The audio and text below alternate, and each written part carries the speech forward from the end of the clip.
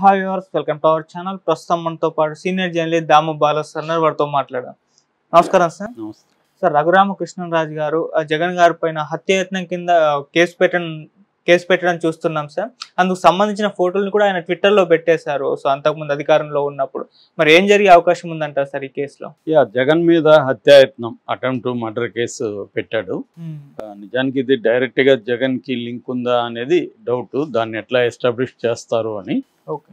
But ఈయన రఘురామకృష్ణరాజు ముందు నుంచి కూడా ఆయన గురించి అందరికీ తెలుసు. గత 4-5 ఏళ్ళ నుంచి జగన్ మీద అతని అలుపెరగని పోరాటం అని చెప్పొచ్చు. నాకు తెలిసి ఎవరు కూడా ఎవరి మీద ఇంత కన్సిస్టెంట్గా పోరాటం చేయడం అనేది ఎప్పుడు జరగలేదు. అది నిజానికి అది తెలుగుదేశానికి చాలా బాగా హెల్ప్ అయింది. ఎందుకంటే వైసీపీలోనే ఉంటూ ఒక ఎంపీ జగన్ మీద ఇలాగా మాట్లాడడం, దాదాపు ఆయన డైలీ రచ్చబండ పేరుతో వైసీపీలో జరిగే అనేక కార్యక్రమాల గురించి ఆయన వ్యంగ్యంగా సెటైర్లుగా మాట్లాడడం, ఇదంతా కూడా మనకి ఇప్పుడు రిజల్ట్ని బట్టి అర్థమైంది ఏమంటే ఇదంతా కూడా జగన్కి నెగిటివ్ ఇమేజ్ని క్రియేట్ చేయడంలో జనంలో బాగా హెల్ప్ అయింది. సో అందువల్ల తెలుగుదేశం నుంచి ఆయనకు ఉండి టికెట్ ఇచ్చారు. ఆయన మంచి మెజారిటీతో గెలిచాడు కూడా అక్కడ. సో ఈ క్రమంలో ఇప్పుడు రివెంజ్, నేను ఆల్రెడీ చెప్పాను, ఆంధ్రప్రదేశ్లో రివెంజ్ స్టోరీ స్టార్ట్ అయింది. అది ఇంకా ఎన్ని రకాల పద్ధతుల్లోకి వెళ్తుంది అనేది మనం ఊహించలేం. రోజుకొకటి వస్తుంది మనకి. రోజు ఒక రివెంజ్ స్టోరీ మనం చెప్పుకోవాల్సిన పరిస్థితి ఉంది. ఆల్రెడీ తెలుగుదేశం శ్రేణులు కూడా లోకల్ లెవెల్లో వాళ్ళు అటాక్స్ మొదలు పెట్టేశారు. దాడులు స్టార్ట్ అయినాయి. దానికి రిటాలియేషన్ కూడా వైసీపీ నుంచి స్టార్ట్ అయినట్టుంది. కర్నూలులో కూడా ఒక తెలుగుదేశం అతన్ని చంపేశారు వైసీపీ వాళ్ళు. దాని మీద లోకేష్ కూడా ట్వీట్ చేశాడు. సో ఇప్పుడు ఇది ఇంకా పెరిగే అవకాశం ఉంది. మళ్ళీ మనకు పాత ఫ్యాక్షన్ గొడవల్లో అప్పుడు రాష్ట్రం ఎలా అట్టుడికిపోయిందో అలా ఉడికిపోయే అవకాశం ఉంది. మరి దీన్ని ఎవరు ఆపుతారు? పవన్ కళ్యాణ్ ఆపుతాడా, చంద్రబాబు ఆపుతాడా అనేది చూడాలి. ఎందుకంటే లోకేష్ కావచ్చు, తెలుగుదేశంలో కొంతమంది నాయకులు, పటాభి కావచ్చు, తర్వాత బుద్ధ వెంకన్న కావచ్చు, వీళ్ళంతా ఓపెన్గానే చెప్తున్నారు, మేము ప్రతీకారం తీర్చుకుంటాము, హింసని మేము ప్రోత్సహించామని పైకి అంటున్నారు. కానీ ప్రతీకారం అంటే నీ హింస రూపంలోనే ఉంటుంది అది. సో మేము చట్టం పనిచేసే దాన్ని ఎట్లా చూపిస్తామంటున్నారు. ఒక పక్క ఏమో కేసులు పెట్టడానికి కూడా ఇమీడియట్గా 4వ తేదీ రిజల్ట్ వస్తే 5వ తేదీ ఆంధ్రప్రదేశ్ స్టేట్ బెవరేజెస్ కార్పొరేషన్ ఆఫీస్ని సీజ్ చేశారు. అందులో ఉన్న ఫైల్స్ అంతా వీళ్ళు తమ కంట్రోల్లోకి తీసుకున్నారు. అట్లాగే 7వ తేదీ వాసుదేవ్ రెడ్డి అని దాని ఎండి, బెవరేజెస్ ఎండి వాళ్ళ ఇంటి మీద దాడులు చేశారు. ఇక్కడ ఫైల్స్ అంతా తీసుకున్నారు. ఒకవైపు బొత్స మీద ఆల్రెడీ నేను ముందే చెప్పాను, ఒక ప్యాటర్న్ ప్రకారం వెళ్తారు. బొత్స మీద ఆరోపణలు ముందు మీడియా రాస్తుంది, తెలుగుదేశం మీడియా. దాని తర్వాత తెలుగుదేశం నాయకులు వచ్చి బొత్స మీద ఆరోపణలు చేస్తారు. దాని తర్వాత కేసు బుక్ అవుతుంది. ఇలా ఒక ప్యాటర్న్లో తెలుగుదేశం గ్రూప్ పనిచేస్తుంది. అలాగే బొత్స మీద కూడా ఇప్పుడు టీచర్ల బదిలీకి సంబంధించి ఆయన 60 కోట్ల పైన తినేశాడని ఒక ఆరోపణలు ఉన్నాయి. ఆయన సమాధానం కూడా ఇచ్చాడు. కానీ ఆయన మీద కేసు అయితే ఖచ్చితంగా నమోదయ్యే అవకాశం ఉంది. గతంలో ఎట్లాగైతే సిఐడి తెలుగుదేశం వాళ్ళ మీద కేసులు పెట్టి, రామోజీరావు మీద కేసులు పెట్టి ఎలాగ జరిగిందో అలాగా అదేమో చివరిలో జరిగింది. అది వైసీపీ చివరి పరిపాలనలో ఆ డ్రామా స్టార్ట్ అయింది. ఇప్పుడు మనకు ఇంకా ప్రమాణ స్వీకారం ముందే ఇది స్టార్ట్ అయిపోయిందంటే ఇది ఇంకా ఈ 5 ఏళ్ళు కంటిన్యూ అయ్యే కోసం ఉంది. ఆల్రెడీ వైసీపీ వాళ్ళు మీరు ఇలాగ మమ్మల్ని కార్నర్కి నెడితే మేము కూడా తిరగబడాల్సి వస్తుంది అని అంటున్నారు. వాళ్ళు ఎవరి నియోజకవర్గానికి ఒక కమిటీని ఏర్పాటు చేశారు. ఒక ఆర్మీని కూడా క్రియేట్ చేద్దామన్న ప్లాన్లో జగన్ ఉన్నట్టున్నాడు. ఎందుకంటే జగన్కి పెద్ద వైలెన్స్ ఏం కొత్త కాదు. అతను రాయలసీమ నుంచి వచ్చాడు, ఫ్యాక్షనిజం బ్యాక్గ్రౌండ్ ఉంది. వాళ్ళ తాత రాజారెడ్డి ఫ్యాక్షనిస్టు, వాళ్ళ నాన్న రాజశేఖర రెడ్డి ఫ్యాక్షనిస్టు. సో వీళ్ళకి పెద్ద విషయం కాదు ఇలాంటివి. కాకపోతే ఏంటంటే లీగల్గా వ్యవస్థలు వాళ్ళ కంట్రోల్లో లేవు. కాబట్టి ఆ రకంగా జైలుకి వెళ్ళడం అట్లాంటివి ఎదుర్కోవాలి, కోర్టులో కేసులు ఎదుర్కోవాలి. దానికి లాయర్లు ఉన్నారు, ఇవన్నీ నడుస్తూ ఉంటుంది. స్ట్రీట్ బ్యాటిల్స్ చేయడం వాళ్ళకి కొత్త కాదు. దీనివల్ల ఏమవుతుందంటే తెలుగుదేశానికి అప్రతిష్ట వస్తుంది. వీళ్ళకి పరిపాలన చేయమని ఇస్తే వీళ్ళు రివెంజ్ కోసం చేస్తున్నారని. కానీ ప్రజల్ని కూడా మనం నిందించాలి. ఎందుకంటే వాళ్ళు ఏం దాచుకోలేదు. లోకేష్ కానీ, చంద్రబాబు కానీ, పవన్ కళ్యాణ్ వీళ్ళందరూ మేము వస్తే రివెంజ్ తీస్తామనేది చెప్పారు.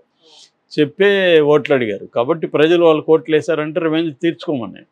సో కాబట్టి వీళ్ళకి ఇప్పుడు అందుకనే తెలుగుదేశం వాళ్ళు చేస్తున్న ఈ దాడుల మీద పెద్దగా ఎక్కడ విమర్శలు లేవు. సాక్షి ఒకడే రాసుకుంటున్నాడు తప్ప మిగతా ఎవరు కూడా పట్టించుకోవట్లేదు. సోకాల్డ్ సివిల్ సొసైటీ, సోకాల్డ్ మేధావులు దీని పట్ల ఏమి ఎవరు కన్సర్న్ చూపించట్లేదు. మేబీ ఇది ఇంకా పెద్దదయ్యి రెగ్యులర్గా హత్యలు అవి జరిగితే ఏమన్నా చెప్పలేము. ఒక వార్త వచ్చింది, అది నిజమో కాదు తెలియదు. కిషన్ రెడ్డి కేంద్ర మంత్రి ఆయన, ఇప్పుడు కిషన్ రెడ్డి మాత్రం దీని మీద సీరియస్గా ఉన్నాడనేది ఒకటి వచ్చింది. వాళ్ళు ఎంత సీరియస్గా ఉంటారనేది కూడా డౌట్. ఎందుకంటే కేంద్రంలో ప్రభుత్వం నిలవాలంటే చంద్రబాబు కావాలి. సో చంద్రబాబు వరబాబు మా రాష్ట్రంలో జరిగేది మీరు చూస్తున్నట్టు వెళ్ళండి అని చెప్పే అవకాశం ఉంది. ఏదేమైనా ఒక రాబోయే కాలంలో పెద్ద ఎత్తున శాంతి భద్రతల సమస్య అయితే ఆంధ్రప్రదేశ్లో చోటు చేసుకుంటుంది ఈ రివెంజ్ వల్ల. సో ఇప్పుడు రఘురామకృష్ణరాజు ఆల్రెడీ ఎప్పటి నుంచో ఆయన లీగల్ బ్యాటిల్ స్టార్ట్ చేశాడు జగన్ మీద. జగన్కు సంబంధించిన బెయిల్ రద్దు చేయమని, జగన్ని రెగ్యులర్గా కోర్టుకి రమ్మని ఆదేశించమని, జగన్ అరెస్ట్ చేయమని అతను ఎప్పటి నుంచో డిమాండ్ చేస్తున్నాడు. కాకపోతే కేంద్రంలో బీజేపీ ప్రభుత్వం చంద్రబాబు మాటినో లేకపోతే రఘురామకృష్ణ మాటినో జగన్ బెయిల్ క్యాన్సిల్ చేయించి జగన్ని జైలుకి పంపిస్తుందా అంటే కొంత డౌట్ఫుల్ అది. ఎందుకంటే జగన్కి రాజ్యసభలో 11 మంది ఉన్నారు, లోక్సభలో 4 ఉన్నారు. సో వీళ్ళు ఈ 11, 4, 15 మంది ఎంపీల అవసరం ఉంది. ఒకవేళ ఎంపీలు ఎవరినన్నా చీల్చి తమ వైపు తిప్పుకుంటే తప్ప చెప్పలేం. ఎందుకంటే లోక్సభ ఎంపీలు అయితే 3 అయితే వెళ్ళే అవకాశం లేదు. ఎందుకంటే 3లో అవినాష్ రెడ్డి వెళ్ళడు, మిథున్ రెడ్డి వెళ్ళడు, గురుమూర్తి కూడా లాయలిస్టు. కాబట్టి వీళ్ళు 3 వెళ్ళరు. ఇంకా నీరజ అనుకుంటాము అరకు ఎంపీ, ఆమె ఏమన్నా వెళ్తే వెళ్ళొచ్చు. ఇక రాజ్యసభ వాళ్ళు 3, 4 వెళ్ళొచ్చు. ఆల్రెడీ పరిమల్ పత్వాని ఆయన రిలయన్స్కి సంబంధించిన వ్యక్తి కాబట్టి అతను బీజేపీలోకి వెళ్ళొచ్చు. అట్లా ఏమన్నా వెళ్తే జగన్ బలహీనపడవచ్చు. బలహీన పడినాక దెబ్బ కొట్టే అవకాశం ఉంటే దెబ్బ కొట్టచ్చు. ఏమన్నా ఇమీడియట్గా అయితే జగన్కి ఆ కేసుల్లో పెద్ద ఇది ఉండకపోవచ్చు. అందుకని వీళ్ళు కొత్తవి పెడుతున్నారు. ఆల్రెడీ మద్యం కేసు జగన్ని ఇరికిచ్చేదానికి మద్యం కేసు తీశారు బయటికి. ఇలాంటివి ఇంకా రాబోతున్నాయి. ఈ క్రమంలో రఘురామకృష్ణరాజు కూడా ఆయన కూడా ఎప్పుడెప్పుడు ఆయన ఆతృతగా ఉన్నాడు జగన్ని తన ప్రతీకారం జగన్ మీద తీర్చుకోవాలని. ఆయన జగన్ మీదే కాకుండా అప్పట్లో సిఐడి తను అరెస్ట్ చేసి కొట్టారని కూడా ఆరోపించారు. బట్ అది కోర్టు కన్విన్స్ కాలేదు, తగిన సాక్ష్యాధారాలు దొరకలేదు. ఏదేమైనా ఆయన కొట్టాడని ఇప్పుడు గుంటూరు ఎస్పీకి ఆయన కంప్లైంట్ ఇచ్చాడు. ఏపీ సిఐడి చీఫ్గా ఉన్న అప్పట్లో సునీల్ కుమార్ మీద, తర్వాత సీతారామాంజనేయులు ఐపీఎస్ ఆఫీసర్ ఆయన మీద, CID additional SP Vijay Paul మీద, తర్వాత తనకు ఏ దెబ్బలు తగలలేదని సర్టిఫికేట్ ఇచ్చిన Guntur hospital, government hospital doctor Prabhavathi మీద, వీళ్ళ 3 మీద 4 మీద ఇచ్చాడు. అట్లాగే దీన్ని నన్ను చంపడానికి జగన్ వీళ్ళను ఉపయోగించాడు అని చెప్పి జగన్ మీద కూడా హత్యాయత్నం కేసు పెట్టాడు. అయితే ఇప్పుడు దీని మీద మరి ఎఫ్ఐఆర్ నమోదు చేస్తారా అంటే, ఒక ఎమ్మెల్యే కంప్లైంట్ ఇచ్చినప్పుడు ఎఫ్ఐఆర్ నమోదు చేయాలి. సో నమోదు చేసినాక దీని మీద మరి వాళ్ళని అరెస్టులు చేస్తారా, జగన్ని కూడా ఈ కేసులో అరెస్ట్ చేస్తారా అంటే, ఎఫ్ఐఆర్ ఒకసారి కట్టినాక ఖచ్చితంగా ఇది హత్యాయత్నం పెట్టారు కాబట్టి ఇది 7 ఏళ్ల కంటే ఎక్కువ శిక్ష పడే కేసు కాబట్టి ఖచ్చితంగా అరెస్ట్ చేయాలనుకుంటే చేసేయచ్చు వాళ్ళు. కాకపోతే కోర్టులో బెయిల్ వచ్చే అవకాశం ఉంది జగన్కి. ఎందుకంటే ఇది జగన్కి డైరెక్ట్గా ఏం సంబంధం లేదు. అతను సిఐడి వాళ్ళకి ఇలా చెప్పాడో లేదు తెలియదు. ఒకవేళ ఏమన్నా దీంట్లో ఈ సునీల్ కుమార్ లాంటి వాళ్ళు కానీ ఎవరైనా, సునీల్ కుమార్ కావచ్చు, అడిషనల్ ఎస్పీ విజయ్ పాల్ కావచ్చు, సీతారామాంజనేయులు కావచ్చు, ఇలాంటి వాళ్ళు ఎవరైనా అప్రూవర్గా మారి అవును మాకు జగన్ చెప్పాడు, అతన్ని లాకప్ డెత్ చేయమన్నాడు అని కానీ కోర్టులో 164 స్టేట్మెంట్ కానీ ఇస్తే అప్పుడు జగన్కి ఇబ్బంది అయ్యే అవకాశం ఉంది. అలాంటి ప్రయత్నం కూడా తెలుగుదేశం వాళ్ళు చేసే అవకాశం ఉంది. ఎందుకంటే గతంలో కూడా స్కిల్ డెవలప్మెంట్ కేసులో కూడా చంద్రబాబు మీద ఇలాగే వాంగ్మూలాలు బేస్ చేసుకొని చంద్రబాబుని అరెస్ట్ చేశారు. దాంట్లో ఏమీ ఆధారాలు లేవని ఫైనల్గా కోర్టు కూడా తేల్చి చెప్పింది. ప్రైమా ఫేసి ఆధారాలు ఏమి లేవని, ఎందుకంటే ట్రయల్ ఆఫ్ మనీ ఏం లేదని. అట్లాగే ఇది కూడా నిలవకపోవచ్చు కానీ బిగినింగ్కి వీళ్ళకి పనికి వస్తుంది. మనకి ఇక్కడ కూడా సేమ్ ప్యాటర్న్ తెలంగాణలో కూడా ముందు అధికారులను అరెస్ట్ చేయడం, వాళ్ళని అరెస్ట్ చేయడం, వాళ్ళని భయపెట్టడం, వాళ్ళని అప్రూవర్లుగా మార్చుకోవడం, వాళ్ళు చెప్పిన దాన్ని బట్టి వీళ్ళని అరెస్ట్ చేయడం. ఇదంతా ఏంటంటే భయపెట్టడానికి ఈ కేసులను ఉపయోగించుకుంటారు. కానీ చంద్రబాబు భయపెట్టాల్సిన అవసరం లేదు. ఆల్రెడీ చచ్చిన పాములాగా వైసీపీ చనిపోయింది. అయితే దాన్ని మళ్ళీ మొలకెత్తనేయకుండా కంప్లీట్గా నేలమట్టం చేసే ఆలోచన ఉంది. రెండోది రివెంజ్ ఆలోచన కూడా ఉంది. గతంలో మమ్మల్ని ఇబ్బంది పెట్టారు, నన్ను జైలుకి పంపించాడు కాబట్టి నేను కూడా జగన్ని జైలుకి పంపిస్తాను. ఆల్రెడీ వాళ్ళు ఇవన్నీ కూడా చెప్పారు కూడా.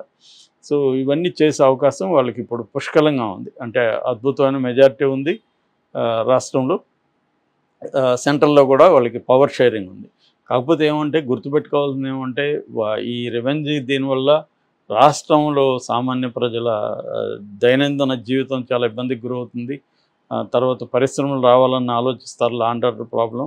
రెండోది వైసీపీ వాళ్ళకి కూడా 40% ఓట్ షేర్ ఉంది. వాళ్ళకేమీ సీట్లు రాకపోవచ్చు, కానీ వాళ్ళకి కూడా 40% ప్రజలు ఓట్లు వేశారు కాబట్టి వాళ్ళకేం బలం లేదని చెప్పలేము. ఖచ్చితంగా గ్రౌండ్ లెవెల్లో వాళ్ళకి బలం ఉంటుంది. వాళ్ళు అన్ని రకాలుగా రెడీ అవుతారు. మరి ఈ బ్యాటిల్ అనేది సామాన్య ప్రజలకైతే మాత్రం చాలా చాలా ఇబ్బందికరంగా తయారవుతుంది.